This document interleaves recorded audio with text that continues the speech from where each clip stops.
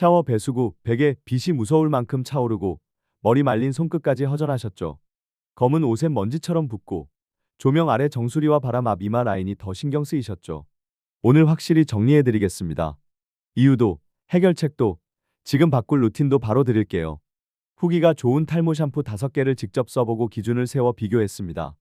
오늘은 그 과정에서 드러난 선택 기준과 결론만 압축해서 말씀드리겠습니다. 비교해보면 진짜로 느껴져요. 어떤 제품은 당장 뽀득하지만 두피가 예민해지고 어떤 제품은 순한데도 관리가 이어지더라고요. 결국 매일 써도 부담이 덜한 루틴으로 갈 수 있느냐에서 갈립니다. 그 포인트를 가장 직관적으로 보여주는 첫 번째가 SQ제약이라 여기부터 시작하겠습니다. 지금부터는 그 기준으로 SQ제약 샴푸의 장점과 단점, 후기 포인트를 짚어보겠습니다. 제가 먼저 자세히 풀어드릴 제품은 SQ제약 모나다 샴푸입니다. 이 제품을 한 문장으로 잡으면 세게 몰아붙이기보다 꾸준히 관리 흐름을 붙잡는 쪽입니다. 출산 후에는 마음이 급해집니다. 오늘 감고 내일 달라지길 바라게 되죠. 하지만 두피는 생각보다 예민해서 강한 느낌 하나만으로는 오래 못 갑니다. 제가 본 기준은 딱 3가지였습니다. 두피 부담, 빠짐 관리 체감, 매일 쓸 수 있는가입니다. SQ제약 모나다 샴푸는 이 세 기준에서 균형이 괜찮게 느껴졌습니다. 먼저 장점부터 말씀드리면 탈모 관리에 도움을 주는 성분의 함량이 가장 높게 느껴졌습니다. 성분표 숫자 하나만으로 단정할 수는 없지만 관리에 도움이 된다는 체감은 있었습니다. 머리 감고 말릴 때 손에 남는 빠짐의 느낌이 조금 덜 거칠게 다가오는 날이 있었습니다. 배수구를 봤을 때 괜히 더 무서워지는 속도가 천천히 눌리는 느낌도 있었습니다. 이런 표현은 어디까지나 사용자의 체감이고 개인차가 있을 수 있다는 점은 꼭 보셔야 합니다. 그래도 출산 뒤처럼 작은 변화에도 예민한 시기에는 이런 체감 차이가 크게 다가옵니다. 이 제품은 소비자연구협회 주간 소비자 만족도 대상을 수상한 포인트도 있습니다. 이 말 한 줄이 모든 걸 증명하진 않지만 처음 고를 때 심리적 기준이 되기는 합니다. 또 하나는 일반 코스메틱 회사 제품보다 제약회사에서 만들었다는 인식입니다. 사용자 입장에서는 안정성이나 부작용 우려를 상대적으로 덜 느낄 수 있는 부분이 있죠. 물론 회사 이름만으로 누구에게나 다 맞는다고 볼 수는 없습니다. 하지만 출산 후처럼 사소한 자극도 크게 느껴지는 때에는 이런 인식이 선택을 밀어줍니다. 질감 쪽도 말씀드릴게요. 거품이 풍성하고 쉽게 무너지지 않고 세정 뒤에 지나친 뻣뻣함이 덜했습니다. 그래서 두피만 씻기고 모발 끝은 사포처럼 버석이는 날이 상대적으로 적었습니다. 향도 과하게 남는 타입보다는 씻는 동안 기분이 정리되는 쪽으로 받아들이기 쉬웠습니다. 세정력도 약해서 아쉬운 느낌보다는 깔끔하게 끝났다는 쪽으로 체감이 모였습니다. 반대로 단점은 분명합니다. 결제 직전 체감 가격이 높게 느껴질 수 있습니다. 보통 쓰던 제품보다 5,000원에서 1만 원 정도 더 비싸다고 느끼는 분들이 많을 수 있습니다. 매일 쓰는 샴푸는 한 번 사고 끝이 아니니까 이 차이가 생각보다 크게 다가옵니다. 특히 출산 뒤에는 이것저것 지출이 겹치기 때문에 샴푸 가격도 예민하게 보이실 수 있습니다. 그래서 이 제품은 무조건 좋다고 밀기보다 내 루틴에 남길 이유가 있는지로 보셔야 합니다. 쿠팡과 스마트 스토어에서 후기를 가져왔습니다. 제약회사라 믿음이 갔다. 성분이 좋다.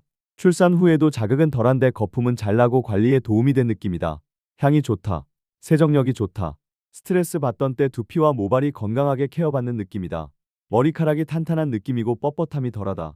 원형 탈모가 신경 쓰일 때 유분기가 덜 생기고 빠지는 양이 줄어든 느낌이다. 추천한다. 꾸준히 쓰겠다.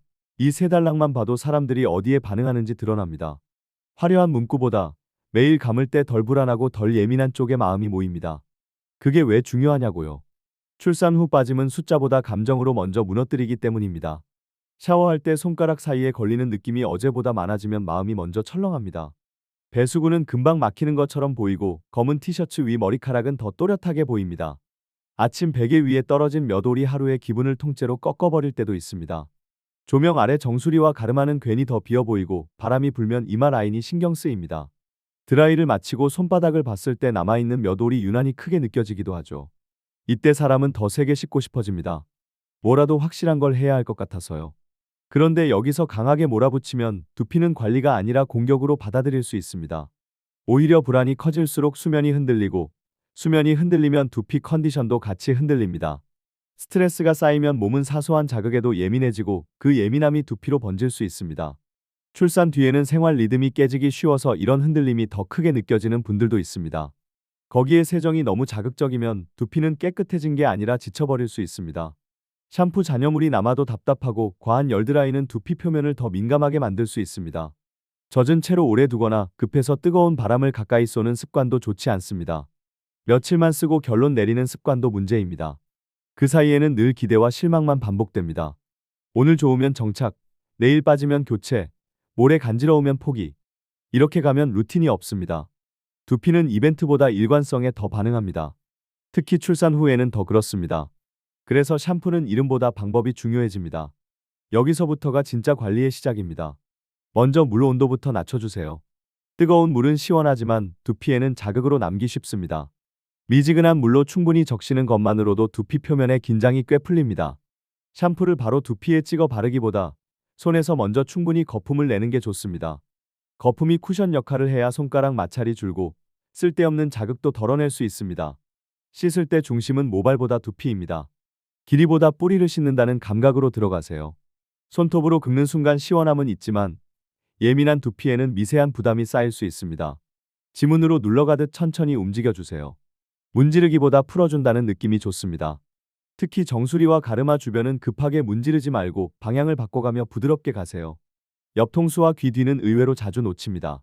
손을 넣어 가볍게 풀어준다는 느낌으로 가세요. 샴푸 양을 과하게 쓰는 것보다 충분한 거품과 충분한 시간 쪽이 더 중요합니다. 헹굼은 생각보다 더 길게 가져가셔야 합니다. 대충 끝내면 잔여물이 남기 쉽습니다. 귀 뒤와 목선, 정수리 뒤쪽은 특히 잘 남습니다. 이 부위가 답답하면 금방 예민해집니다. 거품이 남아있으면 오후가 되기 전에 떡지고 간지러운 느낌이 먼저 올라오기도 합니다. 드라이는 더 중요합니다. 수건으로 비비지 말고 눌러서 물기부터 차분히 빼주세요. 그 다음 두피부터 말리셔야 합니다. 모발 끝보다 두피가 먼저 완전히 말라야 편합니다. 젖은 두피를 오래 두면 답답함과 냄새, 유분감이 더 쉽게 올라오는 분들이 있습니다. 드라이어를 너무 가까이 대지 말고 같은 자리만 오래 쏘지 않는 것도 중요합니다. 뜨겁게 몰아치기보다 바람을 움직이며 말리면 두피가 덜 예민해집니다. 앞머리만 대충 말리고 묶어버리는 습관도 줄여보세요. 속은 덜 마른 채 남기 쉽습니다. 젖은 머리를 세게 묶으면 당김까지 겹쳐서 이마 라인이 더 예민하게 느껴질 수 있습니다. 생활 습관도 같이 가야 합니다. 샴푸 하나로 모든 걸 뒤집으려 하면 지치기 쉽습니다. 단백질과 기본 영양이 흔들리면 모발 컨디션이 푸석하게 느껴질 수 있습니다. 한 끼를 대충 넘기는 날이 반복되면 몸은 회복보다 버티기 쪽으로 기울기 쉽습니다. 물 섭취가 부족하면 두피도 금방 당기는 분들이 있습니다. 수분은 생각보다 중요합니다. 잠이 무너지면 회복 리듬도 흔들립니다. 출산 후 어렵지만 짧아도 깊게 자는 게 중요합니다. 아기 재우고 쓰러지듯 잠드는 날이 많아도 가능한 같은 시간대에 쉬는 습관이 도움이 됩니다. 스트레스 관리는 뻔해 보여도 실제로 차이가 납니다. 숨 고르는 시간도 루틴입니다. 하루에 딱 5분만이라도 어깨에 힘을 빼고 호흡을 길게 하면 몸 반응이 달라질 수 있습니다. 스타일링을 했다면 그날 안에 잔여물을 정리해 주세요. 쌓이면 두피가 답답해질 수 있습니다. 드라이 샴푸나 스프레이를 썼다면 더 꼼꼼히 헹궈 주세요. 남으면 예민함이 길어질 수 있습니다. 모자 안쪽 베개 커버, 빗도 의외로 큰 변수입니다. 닿는 것들이 깨끗해야 덜 예민합니다. 베개 커버는 너무 오래 미루지 말고 자주 바꿔주세요. 밤새 닿는 시간이 길기 때문입니다. 모자도 땀과 유분이 쌓이면 두피를 답답하게 만들 수 있어 말리고 관리해 두는 게 좋습니다. 빗 사이에 남은 잔여물과 유분도 가볍게 씻어주세요. 매일 닿는 도구라 차이가 납니다. 염색과 펌을 아주 끊으라는 뜻은 아닙니다. 다만 빈도와 자극을 줄이는 쪽이 훨씬 낫습니다. 이미 예민한 상태에서 또 자극이 겹치면 빠짐 자체보다 불편감이 먼저 커질 수 있습니다. 묶는 스타일도 너무 팽팽하게 당기지 마세요. 오래 당기면 두피 피로가 쌓이기 쉽습니다. 그래서 지금 시기에 필요한 건 강한 한방보다 흔들리지 않는 루틴입니다. 오늘 감고 내일 판단하는 습관 대신 같은 방법으로 일정 기간 지켜보는 힘이 필요합니다. 그 과정에서 샴푸는 도구이고 손기술과 물 온도와 드라이 습관이 결과를 키웁니다. 출산 후 빠짐은 혼자 견디면 더 크게 느껴집니다. 그래서 기준이 있는 관리가 중요합니다. 머리카락 몇 올보다 무서운 건 내가 통제할 수 없다고 느끼는 순간이거든요.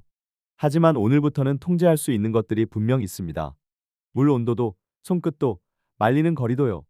SQ제약 모나다 샴푸가 괜찮게 느껴졌던 이유도 결국 여기에 있습니다. 두피를 거칠게 몰아붙이기보다 매일 이어갈 수 있는 관리 쪽으로 감각이 맞아 있었기 때문입니다.